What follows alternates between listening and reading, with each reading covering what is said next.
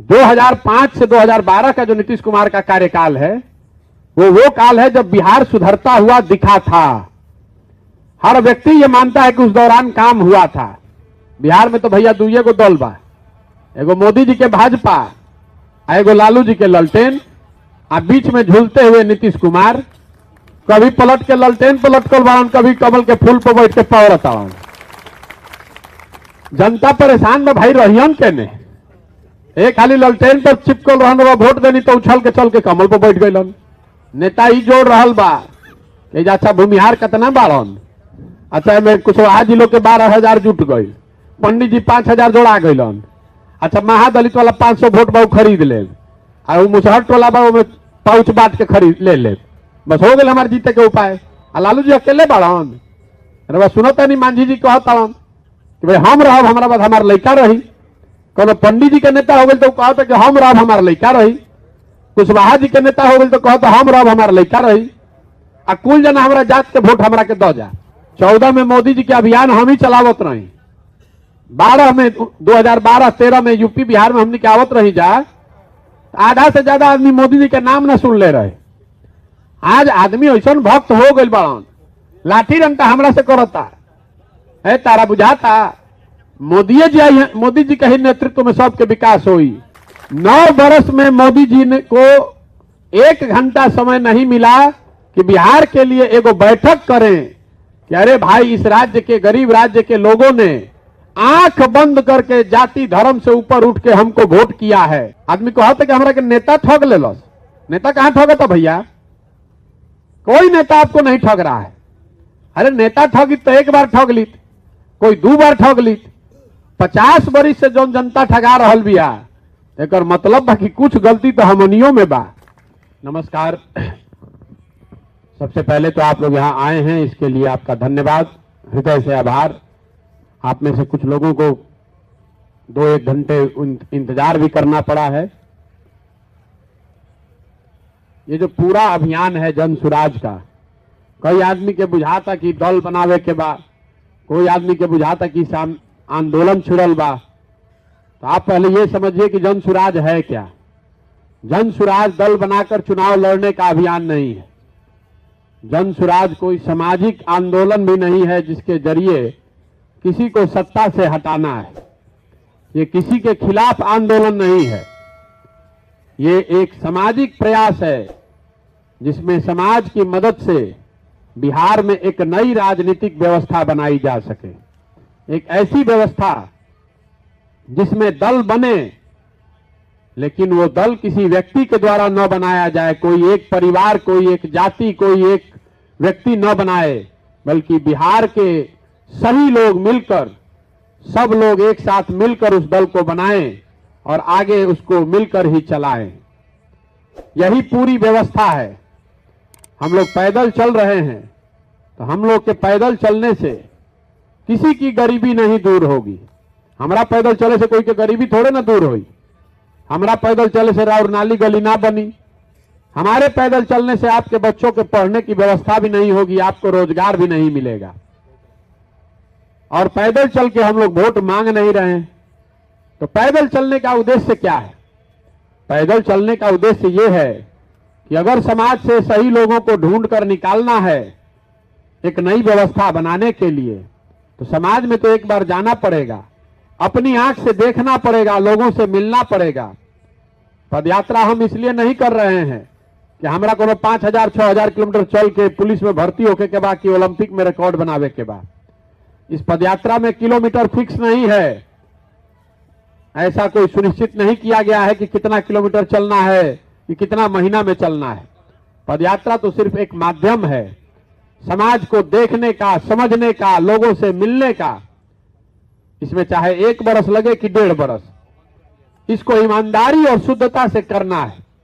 बिहार के गांव गांव जाना है, गांव शहर कस्बा देहात जाना है, ताकि लोगों की समस्याओं को अपनी आंख से देखा जा सके, आपसे आपकी परेशानियों को समझा जाए, रउआ से राउर सुझाव भी लिहल जाओ कि अगर आगे कोई व्यवस्था बनाना है, अगर एकरा के सुधारे के बाद तो का करे से ही सुधरी।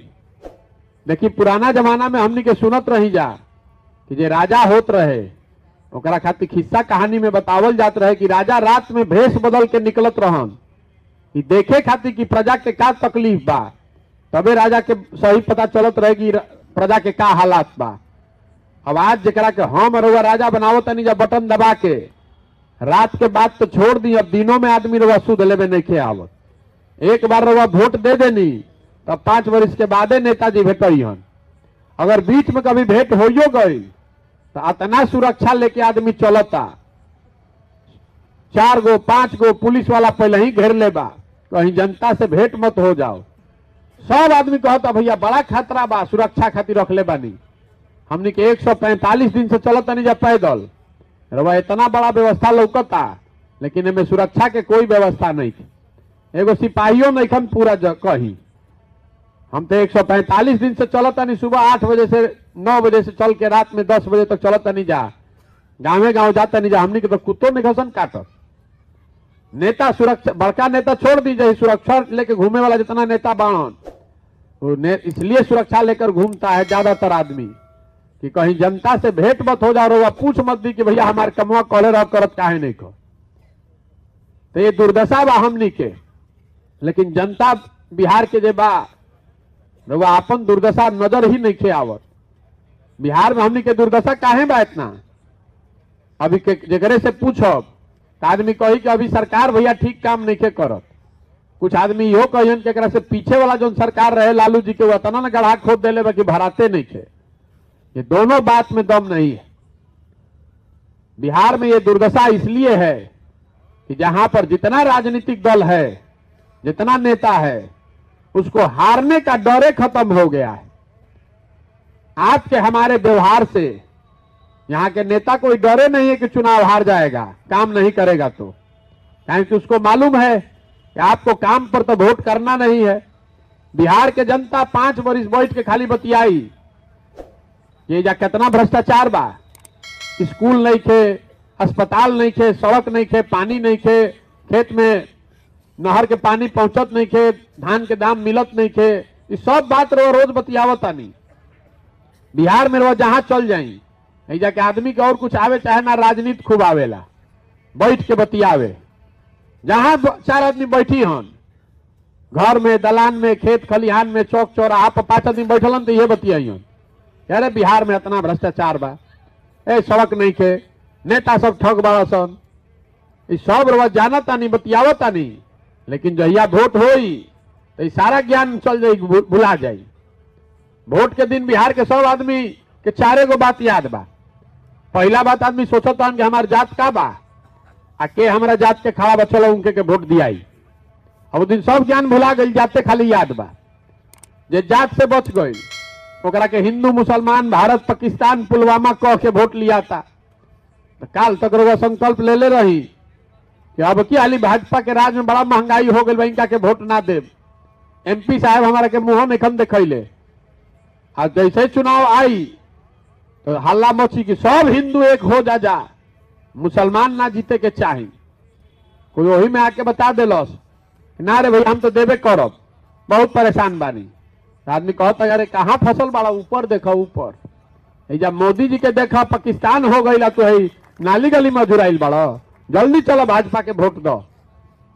तो जे जात से बच गई धर्म में फंस गई, आ जे दोनों से बच गई तो कहता कि जाए दिक्कत ना, हमने के दिक्कत बा ना है, लालू के राज वापस ना आवे के चाहिए, जंगल राज।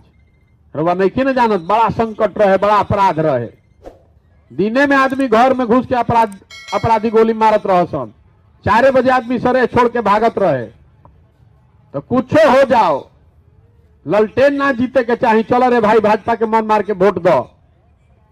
आ चौथा हमनी के मुसलमान भाई लोग बा, ये लोग कहते कि अब जियल जाओ चाहे मरल जाओ, भाजपा के ना वोट दिया। भाजपा तो मुसलमान विरोधी पार्टी बा, तो भाजपा कैसे वोट दियल जाई। तो बिहार में बचल के, बिहार में तो भैया 2 गो दल बा, एगो मोदी जी के भाजपा, एगो लालू जी के ललटेन, आ बीच में झूलते हुए नीतीश कुमार। कभी पलट के ललटेन पर लटकल बाड़न, कभी कमल के फूल पर बैठ के पौरत आवन। जनता परेशान बा भाई, रहियन केने। एक खाली ललटेन पर चिपकल रहन, वोट देनी तो उछल के चल के कमल पर बैठ गइलन। अब की हाली कमल पर वो बटन दबाइनी तो उछल के चमगादड़ ऐसा ललटेन पर लटक गइलन। तो मुसलमान लोग कह रहा बा कि जायद भैया जी ही चाहे मरी, भाजपा के दिया न सके तो ललटेने में किरासन तेल बन के जलल जाये। हमनी के लइकन के तो भविष्य जलते बा, लेकिन एकरे के जलावो। रवा ईमानदारी से बताई, सबे जा होशियारे बैठल बा, बहुत आदमी तो चुनावो लड़ले बाड़न, राजनीति में सब होशियार बा। यही 4 चीज पर वोट पड़ता बिहार में भैया, पड़ता नहीं 4 चीज पर। तो काहे के माथा पीटो तनी झूठो के, अपनो समय बर्बाद करता नहीं, हमारो करता नहीं। अरे जब रहुआ जानता नहीं, हम जानता नहीं, तो सब ने तो जानता सन कि बिहार के जनता कतनो बतिया ले, हंस के गा के गरिया के भोटवा तो यही 4 चीज पर दी हंजा जई हंजा कहा। तो नेतो घर में बैठ के इ नइखा संजोत कि कितना काम भइल का ना भइल। नेता ही जोड़ रहल बा कि अच्छा भूमिहार कितना बाड़न, अच्छा में कुशवाहा जिलों के 12,000 जुट गई, पंडित जी 5,000 जोड़ा गइलन। अच्छा महादलित वाला 500 वोट बहु खरीद ले, और वो मुसहर टोला बा में पाउच बांट के खरीद ले बस हो गए हमारे जीते के उपाय। वो काम काहे के जोड़ो भाई, ये एकरे हिसाब करता। तो जितना आदमी रवा सब में जात पर वोट देता ओकरा के रवा के बतावे चाहता नहीं कि हमनी के बुझाता कि नेता जात के राजनीति करता हूं। नेता जात के राजनीति करिए नहीं रहा है बिहार में। हम पहला आदमी बार नहीं जो कहता कि नेता जात के राजनीति बिहार में नहीं खन करत, कि बिहार में सबके ये बुझाला कि सब लोग जाते के राजनीति करता। देखी जब जात के राजनीति के बात हुई तो लोग लालू जी के नाम ली हम कि लालू जी जात के राजनीति करता हूं। हम रवा के बताओ तनी कि लालू जी जात के राजनीति नहीं करत। अगर लालू जी जात के राजनीति करतन तो ई न कहतन भैया कि यादव समाज के आदमी ही बिहार के नेता हुई, और सब यादव जी लोग आप लोग हमको वोट दीजिए। लालू जी नहीं कम न कहत कि यादव समाज के जो सबसे काबिल आदमी बा बिहार के नेता बनी है, सब यादव जी लोग आप लोग वोट दीजिए एकवट के। लालू जी ही कहता कि हमार लड़का नेता बनी, आ कुल यादव जी लोग आप लोग हमको वोट दीजिए। जात के राजनीति कहां भली, तो अपन परिवार के, अपन स्वार्थ के, अपन बेटा के राजनीति होता। लालू जी अकेले बाड़न, सुनो तनी मांझी जी कहता भाई हम रहब हमारा बाद हमार लड़का रही। कोनो पंडित जी के नेता हो गए तो कहता कि हम रहब हमार लड़का रही। कुशवाहा जी के नेता हो गए तो कहता हम रहब हमार लड़का रही, आ कुल जना हमारा जात के वोट हमरा के दो जा। तो नेता तो अपनी राजनीति कर रहा है, अपने बच्चे की चिंता कर रहा है, अपने परिवार की राजनीति कर रहा है। जात के नाम पर तो चमगादड़ बन के आप लटक रहे हैं। नेता कहां राव राजनीति करता है? अगर नेता राव राजनीति करी जात के, तो कम से कम जौना जात के आदमी नेता हो गए, जात के आदमी के तो कल्याण हो जाये। सब यादव जी लोग एकदम राजा हो गए रहतन जा, सब पंडित जी लोग 1990 से पहले ही राजा हो गए रहतन जा, सब कुशवाहा जी लोग राजा हो जतन जा। नीतीश कुमार 17 साल से बावन। अरे तो रउआ हमारा दिमाग में जात घुसल बा, नेता के दिमाग में जात नहीं खे, नेता के दिमाग में ओकर आपन स्वार्थ बा, अपन लड़का के स्वार्थ बा। तो यही से हम सब के घूमतानी पैदल, तो कहतानी कि रे भाई वोट देते समय स्वार्थी बनिए, वोट देते समय स्वार्थी बनिए, अपना और अपने बच्चों का स्वार्थ देखिए, और नहीं देखिएगा बिना चिंता किए वोट दीजिएगा तो लिख कर रखिए। अरे नेता के देख लो कब टीवी पर, कोई अखबार में पढ़ ले, कहीं सुन ले, रैली में, ये हमारा साथे रहे वाला सब आदमी बांध। कोई नेता, कोई दल, कोई विचारधारा आपके बच्चे का चिंता नहीं करेगा। जब आपको अपने बच्चे का चिंता ही नहीं है तो नेता राउर लड़का की चिंता काहे करी भाई? नेता ठेका ले ले राउर लड़का के। हमने के रोड पर चलता नहीं जा पैदल, 100 गो लड़का आगे दौड़ता सन, तो 50 गो लड़कन के शरीर पर तो शुद्ध कपड़ा नहीं के।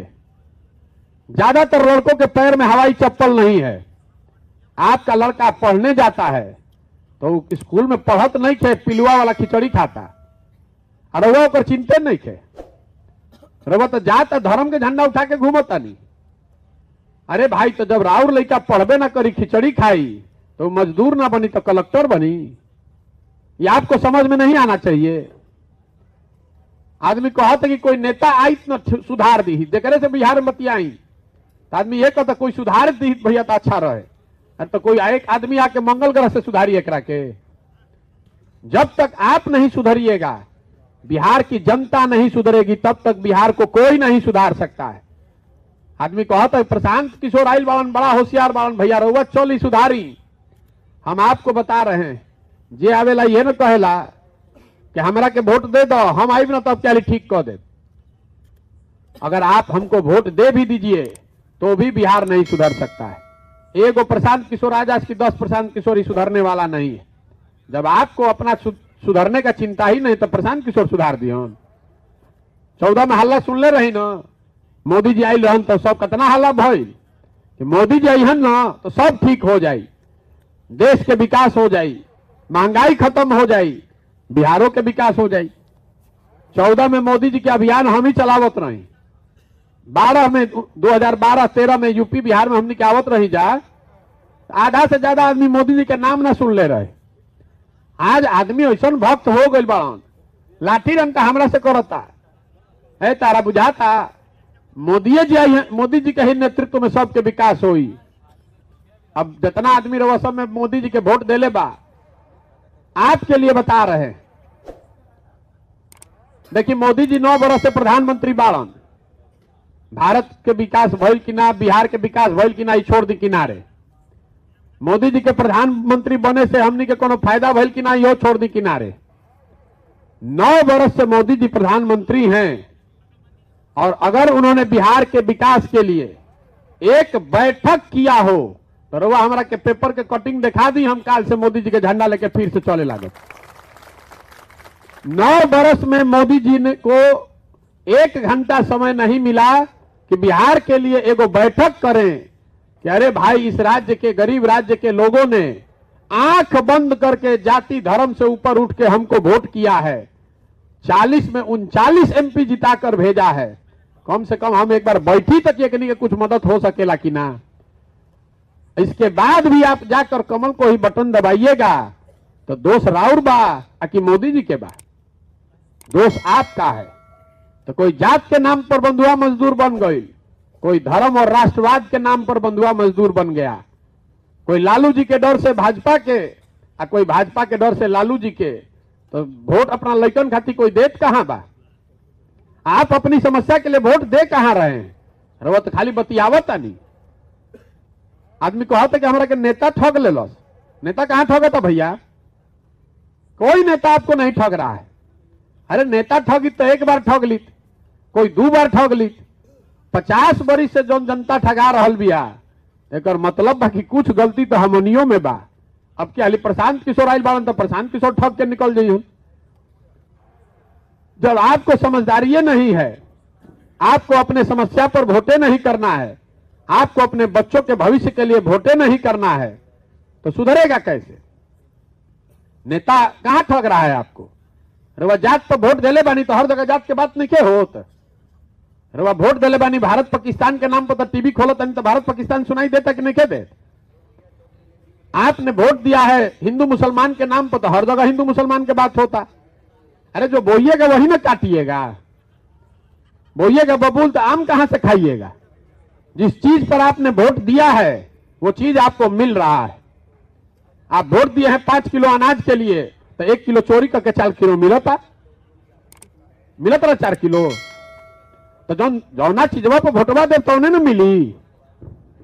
इतना आदमी जब बैठल बा जे करे के माइक दे तो ये कहे कि भैया शिक्षा व्यवस्था बिहार में सुधार दी न तबे बिहार के कल्याण होई। तो इतना आदमी में रवा तनी ईमानदारी से अपना अपना लइकन के नाम पर बोली जा। कभी जीवन में हमने के वोट देले बनी जा शिक्षा खातिर? कोई देले भाई जा वीर शिक्षा खातिर? तो जब रवा देला ही नहीं की तो काहे के रोज हल्ला मचाओ तनी कि शिक्षा व्यवस्था सुधारी? हम आपको कह रहे हैं आप शिक्षा पर वोट दीजिए, अच्छा चाहे खराब जौन दल बा, आरजेडी बा, भाजपा बा, जेडीयू बा, कांग्रेस बा, कोई तीसरा चौथा पांचवा दल बा, सब आदमी बताई कि हम शिक्षा पर क्या करो। कोई अच्छा बताई, कोई खराब बताई, कोई कुछ करी, कोई कुछ ना करी, लेकिन बात तो कम से कम शिक्षा के करी। लेकिन ऐसा तो बातें नहीं क्यों होता है कि आदमी जानते बान कि शिक्षा पर वोट कहां बा, रोजगार पर वोट है कहां? कुछ आदमी हमारा के गरीब यो कहता कि भैया पढ़ियो लिख के क्या फायदा, रोजगार तो मिलत नहीं खे। ए भाई सुन ली, राउर लड़का पढ़ लिख जाई तो ओकरा रोजगार ना मिली तो संभव है कि मजदूरी करे पड़ी। लेकिन अगर नइखे पढ़ल लिखल तब तो निश्चित तौर पर ओकरा मजदूरे बने के बा। पढ़ लिख के मजदूर बन जाए तो एगो अलग बात बा, लेकिन जब पढ़बे ना करी तो मजदूर ना बनी तो कलेक्टर बनी। इसी को समझाने के लिए यात्रा निकाले हैं, इसी के लिए पैदल चल रहे हैं। वोट नहीं मांग रहे हैं, सबको जाकर गांव गांव घर घर हाथ जोड़ रहे हैं कि आप अपना और अपने बच्चों के लिए जगिए, अपना नहीं तो अपने बच्चों का चेहरा देखिए और नहीं सुधरिएगा, जाति पर, धर्म पर, 5 किलो अनाज पर, नाली गली पर वोट करते रहिएगा तो जिस गरीबी बदहाली में आपका जिंदगी बीता है, इसी गरीबी बदहाली में आपके आने वाले पीढ़ी और बच्चों का भी जिंदगी बीतेगा। कोई इसको सुधार नहीं सकता है। कितने लोग आके कह दे कोई ना सुधार सके। आदमी कहता है भैया बुझाता, लेकिन हमने के बिहार में विकल्प ना रहे, रउआ दल बनाई तो हम दल काहे नहीं की बनावत। अरे बिहार में पहले ही से 50 गो दल बा, एगो हमू बना लेते, एगो और ठगे वाला बढ़ जाई। हम दल बनावे से क्या हो जाई? बिहार में दल कैसे बनेला? अभी 2 दिन पहले ही एगो बनल है, जे बनैलस दल उहे हो गई दल के नेता। आइयो कह दरस कि हमारा बात होइया ना हमार बेटा। आ कुल जना तो लोग जितना बिहार के आदमी बाड़ा जा, ये झंडा लेके ढोआ जा। वो दल विकल्प नहीं है, वो तो एक परिवार का शासन है, वो तो लोकतंत्र की भावना के विपरीत है। अगर दल बनाना है, विकल्प बनाना है तो समस्या आपकी है, तो आपको मिलकर बनाना पड़ेगा। गांधी जी देश के आजाद कैसे करैलन? दल बना के वोट लेके उन्होंने समाज को जगाया। गांधी जी आगे आगे चले, अब पीछे से पूरा समाज चला, तब न देश आजाद भइल। जरा गांधी जी में विश्वास रहे वो भी उनके साथ चला, जिनको गांधी जी के अहिंसा में विश्वास नहीं था वो भी उनके साथ चला, तब न देश आजाद हुआ। तो बिहार में ही मत समझे कि कोई प्रशांत किशोर आके सुधार दिहन, कि कोई मोदी, कोई लालू, कोई नीतीश, कोई मिश्रा, कोई जगन्नाथ मिश्रा, बिंदेश्वरी दुबे सुधार दिहन। कोई नहीं सुधार पाया है बिहार को, और आगे भी कोई नहीं सुधार पाएगा। ये सुधरेगा तब जब बिहार की जनता मिलकर इसको सुधारना चाहेगी। इसी के लिए ये पूरा प्रयास कर रहे हैं कि पदयात्रा के जरिए गांव, शहर, देहात से हर उस अच्छे आदमी को, सही आदमी को ढूंढ कर निकालें जो इस नई व्यवस्था में संस्थापक बनना चाहता है, इस नई व्यवस्था को बनाना चाहता है, अपना कंधा लगाना चाहता है। ये कार्यकर्ता बनावे का अभियान ना हो। जब दले नहीं थे तो कार्यकर्ता कैसे बनब? हम अपने पीछे चलने वालों को नहीं ढूंढ रहे हैं, हम पदयात्रा में ऐसे लोगों को ढूंढ रहे हैं जो हमारे बराबरी में चलने का जज्बा और काबिलियत रखते हैं, जिनमें ये विश्वास है कि ना भैया हमनी में क्षमता बा, व्यवस्था ना रहे, संसाधन ना रहे, यही से हमनी के बैठल रही जा। अब जन सुराज में व्यवस्था आ गई, संसाधन आ गई, रणनीति आ गई, तो चलिए हमने कंधा लगावल जी, अपना खातिर ना तो अपन लइकन खातिर लगावल जाए। तो आपसे अपील कर रहे हैं कि जिसको भी अपना कंधा लगाना है इसमें आप जुड़िए। पैसे की चिंता मत कीजिए, संसाधन, व्यवस्था, रणनीति का चिंता अपने भाई, अपने बेटे प्रशांत किशोर पर छोड़िए। अपने बच्चे के लिए कम से कम खड़ा तो होइए। पहले खाली सोते रहिएगा दाल भात चोखा खा के तो सोचिएगा बिहार सुधर जा, तो सुधर जाई, नहीं सुधरने वाला है। और ये आपके लिए मौका है।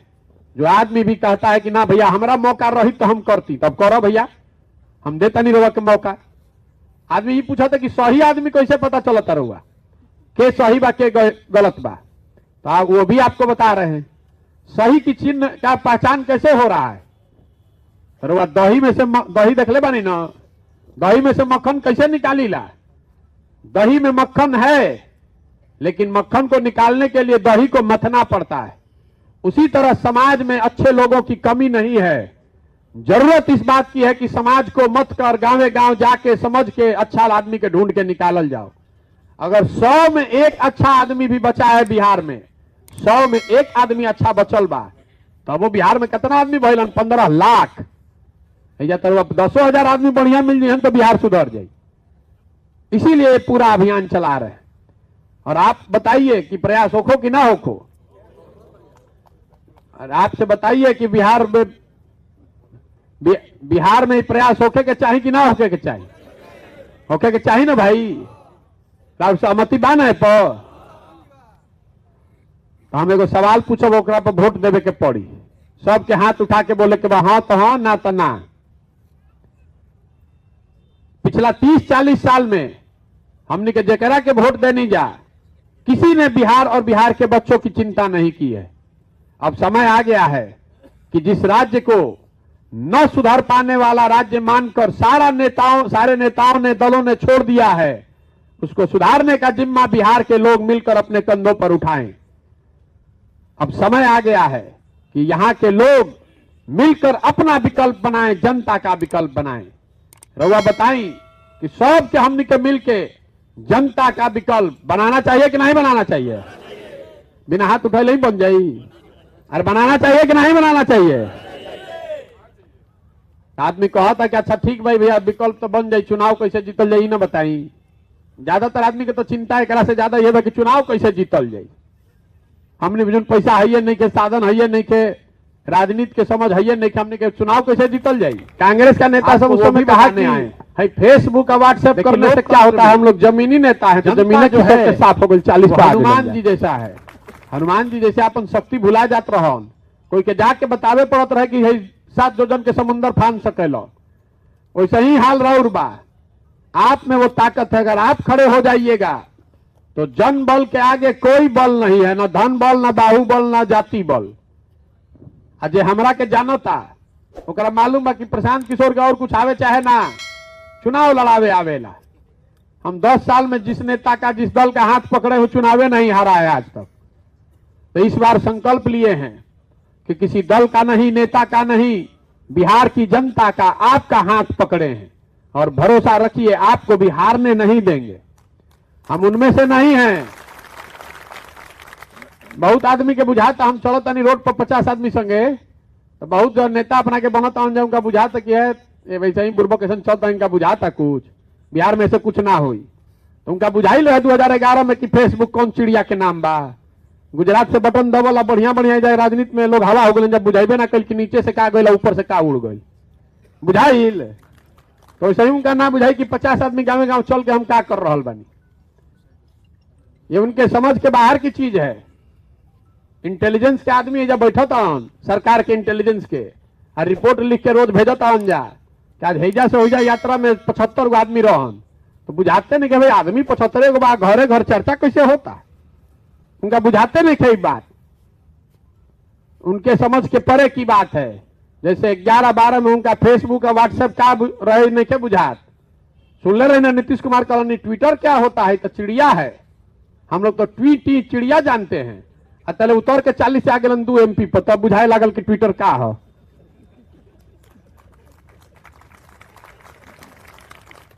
कांग्रेस का नेता सब उस समय कहा कि है फेसबुक और व्हाट्सएप करने से क्या होता है, हम लोग जमीनी नेता है तो जमीने खिसक के साफ हो गई, 40 पर आगे लग जाए। लड़ाई नए हथियार से लड़ा जाता है। जो 2 गो लड़े वाला बाण दोनों तलवार से लड़ता, एगो वो तलवार लेके आ जाए तहरा देव, कोई पीछे से बंदूक लेके आई तो दोनों तलवार वाला के मार्केट साफ कर दी। उनका बुझाइबे ना खरीद, दोनों तलवार लेके भांजत रही जाए। तो आप उसका चिंता मत कीजिए। चुनाव की चिंता हमारी चिंता नहीं है। हमारी चिंता है कि अगर चुनाव जीतें तो सही लोगों के साथ जीतें, ताकि सही मायनों में सत्ता परिवर्तन के साथ साथ व्यवस्था का भी परिवर्तन हो। चुनाव जीते से क्या होगा, इसीलिए ये प्रयास कर रहे हैं। तो प्रयास होके ना, हम आपसे वोट मांग नहीं रहे हैं, किसी से वोट नहीं मांगते हैं, और चंदा हम किसी से लेते नहीं है। आई जरा इतना बड़ा व्यवस्था देखा था नहीं, लेकिन में कहीं हमारे को फोटो नहीं खे लागल।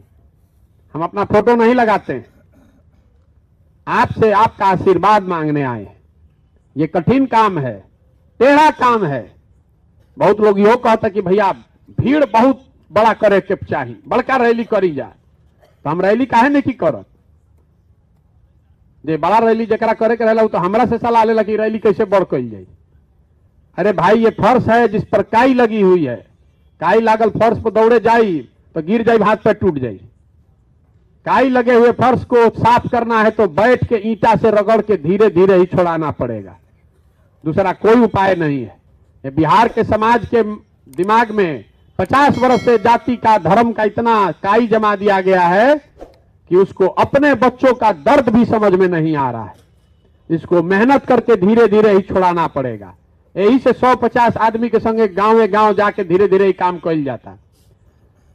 तो प्रयास आपके आशीर्वाद से होगा और सफलता मिलेगी, घबराइए नहीं। और आपका जिसको ज्यादा घबराहट है उसको हाथ जोड़कर कह रहे हैं कि जहां हैं वहीं रहिए, पहले ही से बढ़िया बढ़िया दल बा, उसी में रहिए, उसी का झंडा लेके घूमिए। बहुत आदमी ऐसे भी ऐसे जुड़ा था कि प्रशांत किशोर आइल बाड़न हमारा कंधा पर हाथ रख दिहन तो हम काल विधायक बनब, परसों मंत्री के शपथ ले ले। तो आपको बता दे रहे हैं, आपको बहुत बड़ा निराशा हाथ लगने वाला है। पहला बात कि हमारे पास कोई फॉर्मूला है नहीं जिताने का, और दूसरा अगर है तब भी आपको काहे बताएंगे। अगर चुनाव लड़ने के लिए आ रहे हैं कि हमारे पास कोई फॉर्मूला है हम जिता देंगे आपको, तो इसमें मत आइए। हमने जो रास्ता तय किया है अपने लिए यही करेंगे। 2 बरस लगे, 5 बरस लगे कि 10 बरस लगे, आपको अच्छा लगे तो इसमें आइए, और नहीं अच्छा लगे तो जिसका झंडा लेके घूम रहे हैं उसको घूमिए, और जिस दल में आप हैं वहां रहिए। हम आपको जबरदस्ती तो बुलाएंगे नहीं।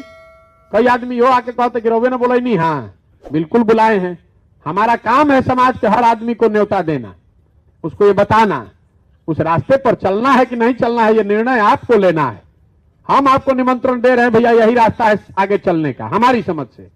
आपको अच्छा लगे तो बिल्कुल जुड़िए, स्वागत है, और ना अच्छा लगे तो जहां हैं वहां रहिए। जिस दल का झंडा लेकर गुलामी कर रहे हैं, बंधुआ मजदूरी कर रहे हैं, कीजिए। हम उसके लिए क्या कर सकते हैं। तो अच्छा लगे तो बहुत बढ़िया, ना अच्छा लगे तो उससे भी बढ़िया। अब आप यहां आए, अगर आपके कोई सवाल है तो आप सवाल कर सकते हैं, बोलिए। आपने इतनी देर में ये बताया कि हमारे मन में कहीं ना कहीं धर्म और जाति को भर दिया गया है, और आपने ही अभी बताया कि जिस राजनेता या जिस पार्टी का साथ आपने दिया है,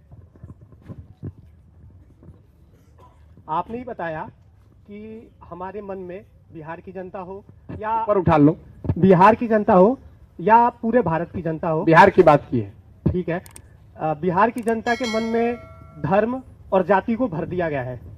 और जैसा कि हम सभी को पता हो, 4 चीज बताए हैं, 2 चीज मत रखिए। इसमें धर्म जाति जुड़ी हुई है, और धर्म जाति से ऊपर उठ गए तो बाकी जो 4 चीजें आपने बताई उसमें धर्म जाति दोनों ही चीजें हैं। अगर इस मुद्दे पे हम ध्यान देंगे तो नीतीश कुमार जी की सरकार बिहार में चल रही है, और उनके सलाहकार, उनको जिताने में आपकी भूमिका भी रही है।